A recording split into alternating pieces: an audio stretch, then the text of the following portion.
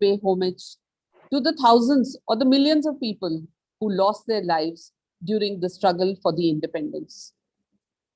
You know, the heroes that come to our mind could be Bhagat Singh, Chandrasekhar, and the likes of the same we all know about. But let's look at the millions of people, you know, who are the unsung heroes. And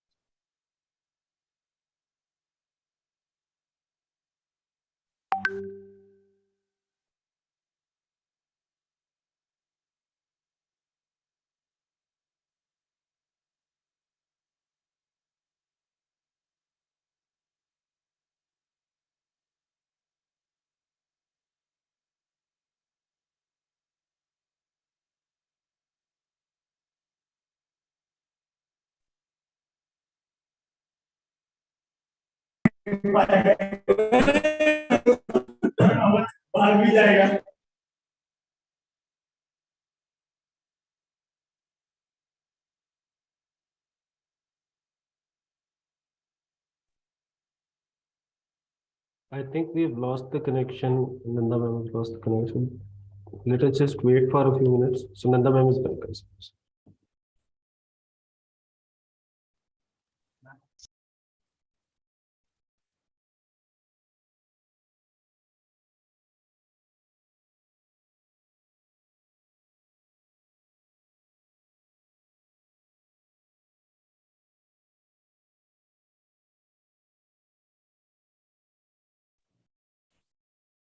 yeah, the Wi-Fi in my room seems to have dropped. Anyways, so sorry for the technology interruption.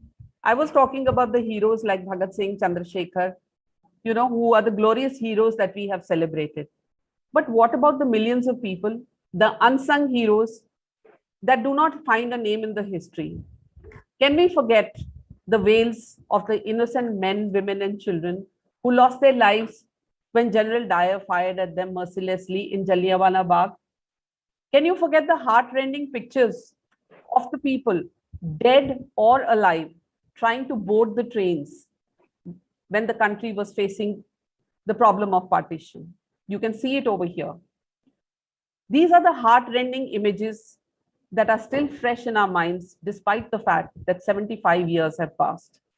And it is for this reason that our Prime Minister, Shri Modi ji, declared that 14th August should be Partition Horrors Remembrance Day. We, and especially youth, the youth of today, must remember that partition was a long and painful process, and independence was not given to us on a platter. It was not something that we achieved in a day. It was a long, painful struggle, and the fact that lots of people paid with their lives so that we could live today in an independent India. Let's celebrate, but let us not forget the sacrifice that went behind it. I will now invite our Chancellor, Sir, Dr. P.K. Khosla, to talk about his experience, because he would have been a child of just about 7 years at that point of time when India got its independence. But when I spoke to him, he said he still has memories of those days. So I would like, who could else be better than him to share his experience? So, sir, thank you for being here, and we would love to share your experiences as you witnessed the 1947 independence and the horror that went before it.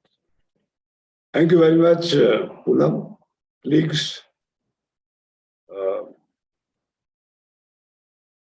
you are talking about my memories. I have written this part of my life in my autobiography, Tryst with Karma.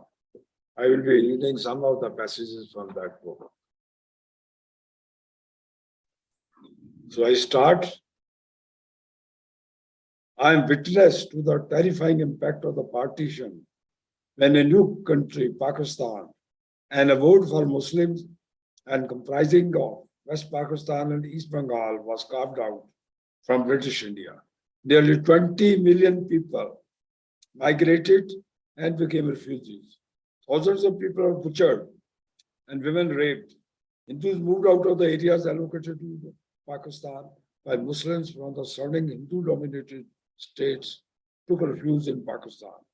I was 7 years old and became a mute witness to the events leading to hatred and disharmony amongst Hindus and Muslims, amongst people who were earlier living peacefully.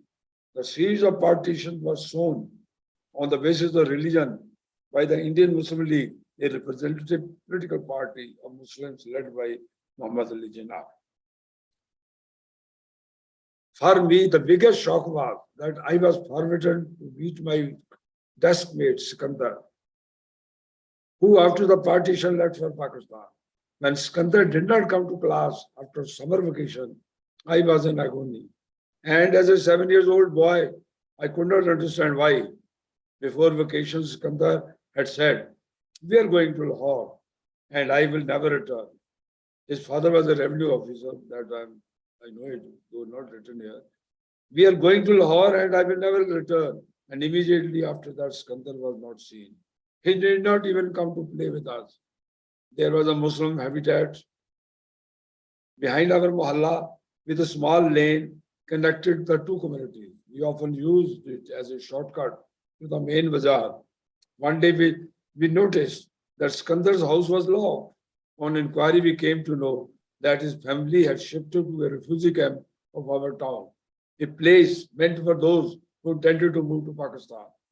My friend Nanny and I went to the camp, entered silently without being noticed by the police guards. We had just started wandering around when Skandar's father spotted us and took us to his tent. There we met Sikandar for the last time. His father then took us to the entrance, and there was a long discussion with the police. He finally convinced them that they were Hindu boys who had lost their way, and only then we were allowed to go out. When our school reopened, our classes had become thinner, almost half its original size. And until now, students started, and until new students started pouring in, everybody called these new entrants refugees. These boys were hardier and often remained aloof. I was also astonished to see some of them selling balloons in the streets. At that time, I had many questions, no answers. But I'm proud to state that here that the metric examination, the toppers were the boys who had come from Pakistan. On June 3rd, 1947, Mountbatten declared the partition of the country. Suddenly, enmity between the two communities started.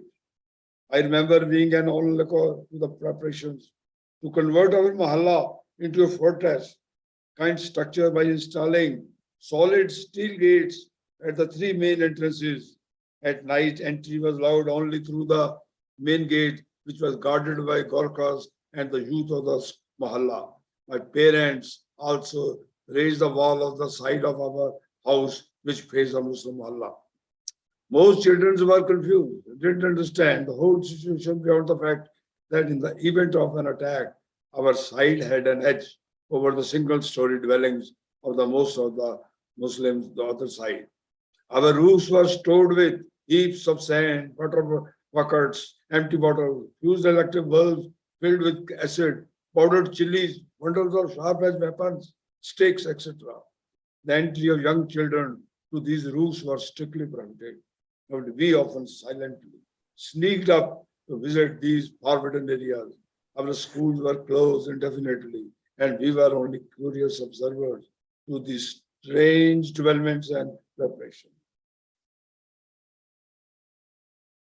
By now, I had realized why people on the other side were packing up, moving to refugee camps, which were set up at the Drisi ground, located at a distance of 20 minutes walk from my house. From our rooftops, we could see people from Waitgan, which is the area where Muslims were living, vacating their houses. Often there were street announcements mentioning that all Muslims had a choice. They could either continue to stay in their own houses but those interested in moving to Pakistan should immediately shift to the refugee camps. Instructions are given to the two communities to live in harmony, but no one seemed to care. Killing, looting of shops, houses became rampant. There were processions in mahallas and streets with slogan Hindu, Muslim, Sikh, Azai, or Bhai Bhai, but this didn't have any effect. News of mishaps had become a new norm. One day we got the news the train full of slaughtered Hindus was reaching Ludhiana from Lahore. That was a dreadful day, and everyone starting rushing to the railway station. Nobody cared for our wishes. I too wanted to accompany my elder brother, who said, "Not now, tit for tat. I will make you the witness of a train that reaches here from Ambala. Next day, train apparently full of butchered bodies of migrants heading up for Lahore, reached Ludhiana station. Though I accompanied my brother, I could not peep into the train. Let my then my father scolded my brother for taking me to witness the horrible scene. Then came the day intervening midnight of August 14 and August 15, when at Red Fort the Union Jack came down and Pandit Jawaharlal Nehru, the first Prime Minister of India, unfurled the Tiranga Jhanda, the Indian national flag. He began his speech by saying, "Long years ago, we made a terrorist with destiny, and now the time comes when we shall redeem our pledge, not wholly or in full measure, but very substantially. At the stroke of the midnight, or when the world sleeps, India wakes to life from freedom. A moment comes which comes up but rarely in history, when we step out from the old to the new, when an age ends, and when the soul of a nation long suppressed finds utterance. It is fitting that this solemn moment we take the pledge of dedication to the service of India and our people and to the still larger cause of humanity."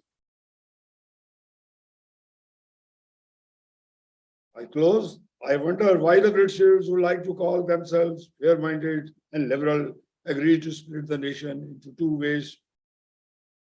two based on religion. Could they not have predicted the bloodshed when almost everyone in the border towns had sense of what might happen?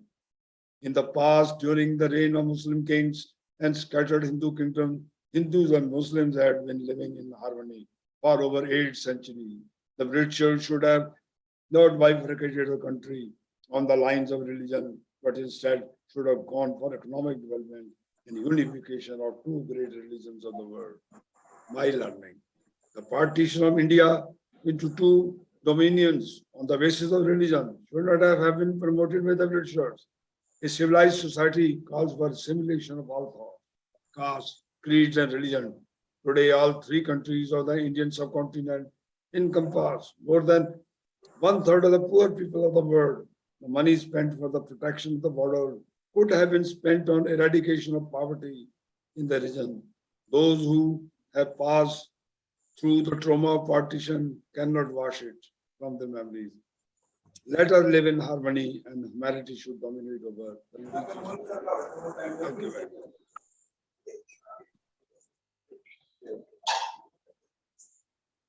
So these are the memories which I written in the book, and some of the passages from that I have read. Yes, sir. Thank you so much. We very clearly remember reading this bit about your friend who disappeared from the school and then how you went looking for him. Are there any other instances apart from what you have mentioned in the book that bring back some grim memories of that time? Or were you too young at that point of time to be really affected by You what see, I you saw the train, the type of the scenes you are showing it, Yes, sir. and also the business, as I said, I've read, the butcher train came. That was a very, I would say, even as a 7-year-old boy, there was a shock, big shock. What has happened? The blood was flowing from the train out, I can still recall. Though I was not allowed to go near that. From the far off distance, we could see all these things. And I found another thing that I found, the boys who had come from Pakistan, they were very hardworking. Punjab was the only part of the country where the people forgot the refugee status in next 6, 7, or 8 years. They got assimilated into the community. They became big businessmen. And nobody today say they are refugees and non-refugees. But in other parts of the country, in West Bengal, it still continues. So that means the north part of the country was always very progressive and better assimilation. So घर के मोहल्ले में घर में हर रोज मीटिंगें होती थी क्योंकि लोगों को ये नहीं पता था कि लुधियाना कहाँ जाएगा. कभी न्यूज आती थी अम्बाला तक बॉर्डर बन रहा है, कभी आती थी लुधियाना तक बन रहा है, कभी जलंधर बन रहा है. जब तक माउंटबेटन ने अपनी स्टेटमेंट नहीं दी 3 जून को, तब तक there was a suspense, there was sittings, people at night time glowing to the transistors. There was or to the radios. Transistors were also not very common. To the radios for listening to the news, and that was a drama. हमारे बच्चों की क्या duty होती थी, घर में चाय बनती रहती थी, हम जाके चाय सर्व करते, फिर हम उसके ऊपर तबसरा करते थे कि क्या हो रहा है. तो ज्यादा तो नहीं पता लगता था, but to see the cruelty, murder, butchers. और मुझे याद है मेरा जब दुकानें लूटी गई, मेरा भाई जूते ले आया और दोनों एक पैर के निकले. वो आदि से जो लोगों ने बूढ़े लोगों को भी नहीं छोड़ा, बाकी तो भाग गए, वो बेचारे घर में रह गए, उनको जला दिया. The same thing might have happened the other side. So when I read my brother said to my dad, though I didn't follow that, what does he mean? It was that tomorrow another train, because he was in the that age group, and they had decided that we have to retaliate. There was a proper plan that then the train will start from Delhi, it will come to Ambala, the butchering will take place, and then when it passes through, it will stop at the railway station for some time. All those things were very common. वो देखी हुई है, देख के कभी कभी ख्याल भी आता है कि ये क्या हो रहा था. इससे ज्यादा एक 7 साल का बच्चा क्या बता सकता. ये भी इसलिए है कि वो सीन ही ऐसे अग्रेसिव थे, वो छाप छोड़ गए दिल के ऊपर. किसी के कटे हुए शरीर ये वो कैसे भूल सकता है. Sir, independence का time तो हमने नहीं देखा, but I mean people of my generation have seen the, what happened after Indira Gandhi was assassinated, the Hindu-Sikh riots that happened and the merciless killing that, I mean it was not to that extent of what happened in partition time, but those memories are also very horrific for a person like me to remember, because I was a witness to quite a few of that too. So I saw Dr. Julka, smiling to something. Dr. Julka, I know you were probably not around that time, but would you like to please say Dr. Julka और हम एक ही age group. अच्छा, आप और Dr. Julka एक ही ये जलंधर से हम लुधियाना से. स्टोरी हमारी सेम ही होगी. Thank you, Poonam. Okay. I was around that time. I am also a witness to the horrible events. For both the events, Holocaust, I'll say, of the 47, then also at the time of the murder of assassination of Indira Gandhi.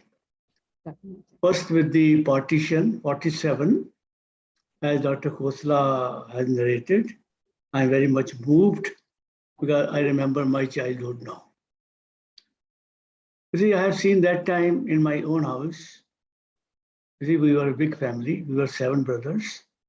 And the elders one, they were all given the task because we had the Mohalla committees to defend ourselves against any possible attack from the other side. And from each family in our Mohalla, in our area, one person has to be deputed to defend so that they could guard the area. They were awake. And they used to call it in Tikri para. Para means to look after, to give the duties around the mohalla. And they will sit at the top of the house and awake for the whole night. And you see, they will take makeshift arms were there, lathis, as Dr. Khosla has said, lathis, and even bilnas and karchis, whatever instruments kitchen work, they were with them. And very thing I still remember, I saw my brother wearing a helmet. That helmet was made of जो कढ़ाई होती है ना, जिसमें हम fry करते हैं, with two handles, and he'll put over his head, and then जो side में handles था उसमें रस्सी बांध के he'll put it under the chin. It worked like a hamlet for any possible attack. So this was the event, and the most event which we used to see every day morning. We'll get up and see some military tanks and standing outside our mohalla, because we knew that time some kafla. Kafla is a word which was used that time, where the people were migrating in thousands and thousands. People were migrating in front of our house. They were going to Pakistan, and with their livestock, with their bullock cart, they were all moving around. So some were carrying their boxes and cycles, all sorts of things they were carrying with them. And then one thing which I still remember, my father was a doctor, a medical practitioner. He retired from the army. Then he had joined a charitable hospital to look after, along with his own private practice, he was allowed. And that house was given to us with the hospital. And outside the hospital, there was a parapet. And one night, we saw in the morning, I went out, and I saw there were about 30 to 40 people lying with bullet injuries, blood oozing out of that. And that what has happened was, you see, we were expecting that night attack from the other locality on our mohalla. But our youth, they went preempted the whole thing. They attacked their mohalla, and in the process, they got injured, and we were all helping them. And my mother and sisters, they were all working. They were sterilizing the instruments on their chullas and other things, and passing on, because there were a lot of bullets which were to be taken out, which my father did a lot of work for that. So this is what I remember. And then after partition, our schools were closed at Dr. and they were set up as a camps for the people who had come from the other side of Pakistan, from the other side of the border from Pakistan, who had come. And our work was to every day carry rotis from mohalla, from each house. We'll go and collect the rotis and sabzis and take it to our school, which was closed, which was made into a camp, and then serve the people. This is what I do remember. So this is my impression, that what Dr. Khosla has said, and actually I remember my childhood. Thank you, Dr. Khosla, for talking all those things. Thank you, Dr. Joglekar. I think students and faculty, we are very, very fortunate that, we have these first-hand experiences of Dr. Khosla and Dr. Julka. Actually, Dr. Khosla her time अपनी age बताते रहते हैं. I'm 82, तो याद रहता है. तो Dr. Julka से कभी बात नहीं हुई, so I did not know his age. But thank you. Yes, I just got to know. Thank you so much, sir. So everyone, because of remembrance of the people who lost their lives and the gruesome tragedies that went with it, the Ministry of Cultural Affairs, Government of India, has put together a digital exhibition for people to see the horrors of the partition. We will take just 2 minutes to just browse through that exhibition. I will be sharing the link with all the faculty members, and they can pass it on to the students. So, but a short overview of the entire exhibition is here for you to see.